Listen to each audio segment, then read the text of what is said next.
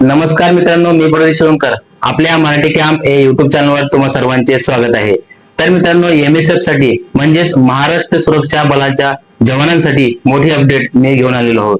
मुंबई सारख्या ठिकाणी कार्यरत आहेत जवान, त्यांना आता आपापल्या जिल्ह्यात लवकरच बदली मिळणार आहेत. कोणकोणते नवीन पॉइंट आस्थापना ह्या आलेल्या आहेत त्या आपण हे व्हिडिओमध्ये पाहण्याचा प्रयत्न करणार आहोत. हाच व्हिडिओ तुम्हाला शेवटपर्यंत पाहायचा आहे.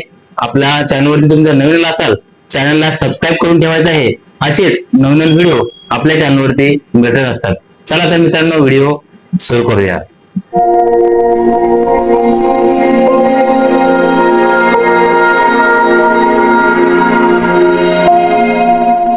तर मित्रांनो, आपल्या आस्थापना कोर्टाची जी आस्थापना होती त्याचं पेमेंट अगोदर झालेलं होतं आणि त्या ठिकाणी अजून आपले जवान दिलेले नव्हते.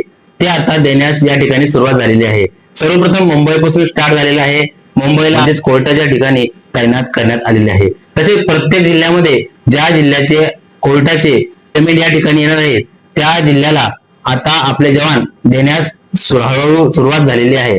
तसेच आपले एक नवीन पॉइंट या ठिकाणी आलेला आहे. युनेस्कोच्या यादीतील 4 किल्ल्यांच्या सुरक्षेची भिंत कंत्राटी सुरक्षा रक्षकाकडे म्हणजेच महाराष्ट्र सुरक्षा जवानांकडे देण्याचा निर्णय हा महाराष्ट्र शासनाने घेण्यात आलेला आहे.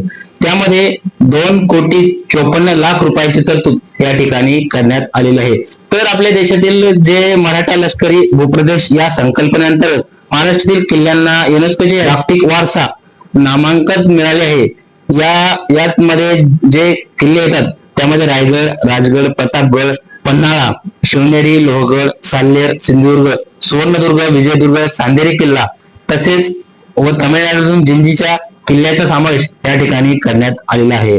आणि युनेस्कोच्या जागतिक वारसा मान्यांकन प्राप्त जे प्रतापगड आहेत, राजगड आहे, साल्हेर व सांदेरी या 4 किल्ल्यांच्या सुरक्षेसाठी कंत्राटी सुरक्षा रक्षक नेमण्यात येणार आहेत.